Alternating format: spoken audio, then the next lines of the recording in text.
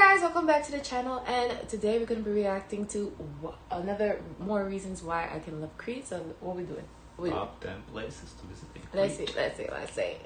Because you're a Crete girly, so... Yeah. Guys, my name is Ryan, and I recently returned from exploring so the Greek island of Crete, and I want to share with you my favorite places, so here's my Crete Top 10.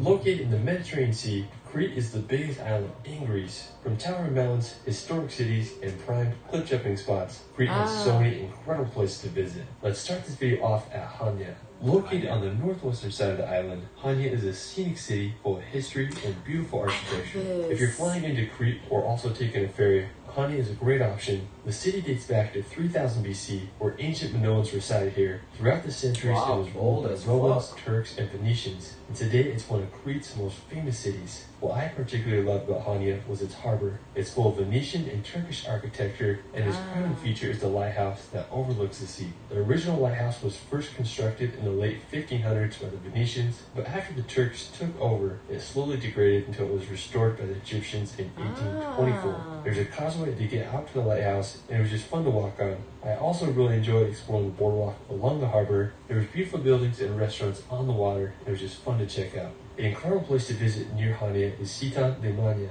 It's located about a 30-minute drive from Hania, and it's this beautiful little beach situated at the bottom of this fjord-like cove. The hike down wasn't too bad. It took us about 10 minutes, and there were these super pretty pink flowers along the path. Why would I not like down to the what bottom, issues do I have? Maybe you have your own the water was preferences. so freaking clear. I saw some people Milo's jumping off super the nice cliffs, though. so I had to join. I swam over to the spot and had to climb up the rocks. And there was a few places you can jump in. The cliffs not too high, making it a perfect spot to throw some jumps and flips into the sea. After I decided to go swimming in the cove, and the water was just so freaking clear. This beach was just so much fun, and it easily was one of my favorite places I visited during my time in Crete. After, we're going to head inland to visit Lake Kornos. When I think of Crete and just islands in general, lakes don't typically come to mind, but Lake Kornos was really something special. Located about a 45-minute drive from Hania, Lake Kornos is nestled at the base of the mountains, and it's the only freshwater lake in Crete. I mean, I couldn't believe the color of the lake. It had this light green color near the shore, and then a dark blue towards the center. One of the most popular activities on the lake is renting a paddle boat to explore the water. I really enjoyed just walking along the shore and marveling at the beauty here. After, we're going to head back to the coast to visit Rethymno. Now, located about an hour from Hania. It's a big island though, like when you look at it. Because he's driving like an hour away and he's not even halfway of an island. Yes, it's a big ass island, wow. Rethymno is a scenic city full of history. It started as a Minoan civilization, and during medieval times it was occupied by the Venetians. One of my favorite features of the city is the Fortezza. It was built by the Venetians in the 16th century, and today it's one of the best preserved fortresses in Crete. Rethymno also has like a castle for you know, like fighting. It's at the end. It was built back in the 1800s. I mean, Rethymno reminds me of a smaller version of Hania. Now afterwards, we're going to visit Spinalonga, located about an hour's drive from Heraklion. Spinalonga is an island that was turned into a fortress by the Venetians in the late 1500s. In the 20th century, the island was used as a leper colony until 1957. Wait, so it's an island within an island? Oh, what? Or it's like a smaller island of the main island. I think maybe that's what it is.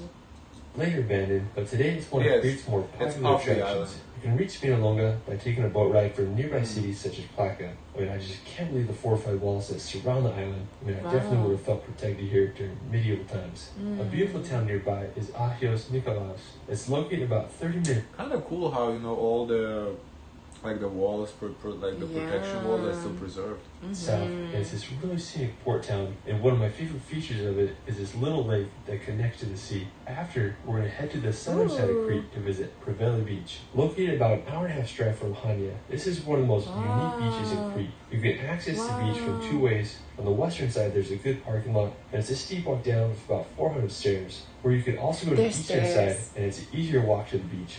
And what I think is so interesting about the area is the palm forest. It's in this gorge behind the beach and just lines the river that flows into the sea. And you can swim in there and then also just... Palm forest, I've never heard of it before. I mean, obviously they would exist. I mean, I just never thought about it or heard about it. Jump into the sea. I mean, Crete just has so many incredible beaches. Nearby is a scenic church called Ecclesia Timios Stavros. It's built high on the top of this mountain, and it's possible to hike to. So who goes to this church? 360 view of southern Crete. I mean, the Not churches in of Greece never disappoint. Another notable place in southern Crete is Matala. It's located about an hour and a half from Paveli. Matala has this incredible beach area. One of my favorite features of Matala is the artificial caves that were carved thousands of years ago during Roman times. Oh my god. It's believed that people either lived in the Yeah, I really didn't think it was that big. Whoa. I thought it was like a smaller island. This is like could be like its own country. Its own personality.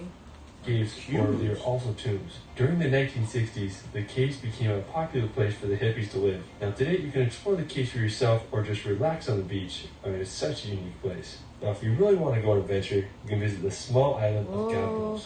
It's the southernmost island in Greece and also the most southern point in Europe if you exclude places like the Canary Islands. To reach Gavdos, you can get there by ferry from either the interesting. So he's not just showing Crete as an island, he's showing like the smaller islands around Crete too. Yeah. on a Polyakora or Hora Sfakian, and it takes about 2 to 4 hours to reach the island depending where you depart from. Probably the most famous place on the island is Cape Trapiti. It's the southernmost point in Greece, and it has its rock arches you can kayak through. There's also this giant chair that marks the most southern point in Europe. You can reach Cape Trapiti by making an hour hike from a neighboring village. While this place is very remote, it's worth the effort to get there. After, we're going to head back to mainland Greece to visit another somewhat remote place called Lutro. Mainland Greece, I think he meant to say mainland Crete. We get upgraded? Now located on the southwestern side of the island, Lutro is this beautiful little village that can only be accessed by boat or foot. To reach it, you can take a 20-minute boat ride from Hora Sfakian, or if you want a more adventurous route, you can hike down from the town of Anapolis. It takes about an hour each way, and it's a steep descent. When you reach Lutro, time really slows down here. There's no cars or very mountainy island though. A lot of mountains, yeah.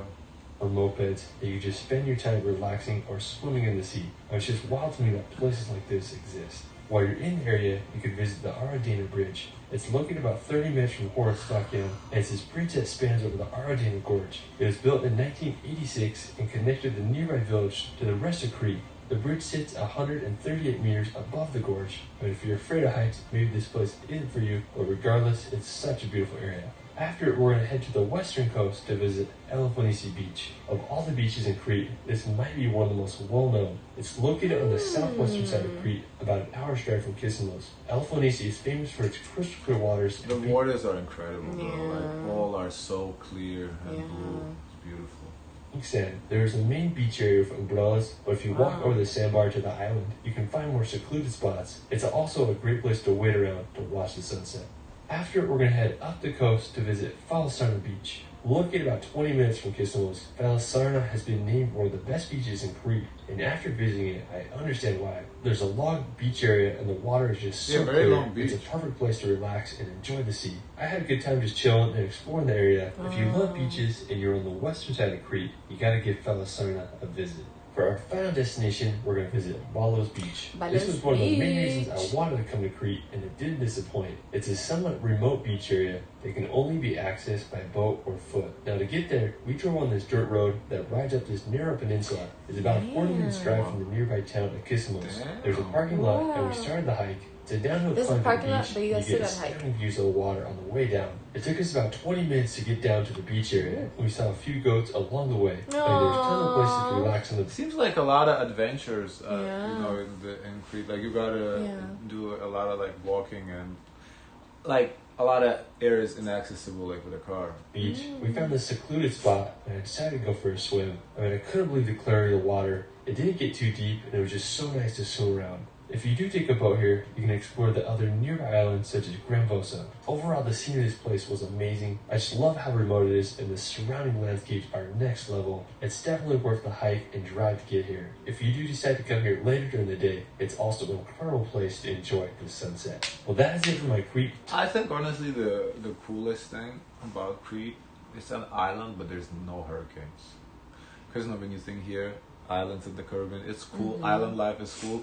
Once that hurricane hit, but very here it's an island. You can live, you know, like on an island, but there's no hurricanes. I think that's really dope. Very beautiful. Yeah.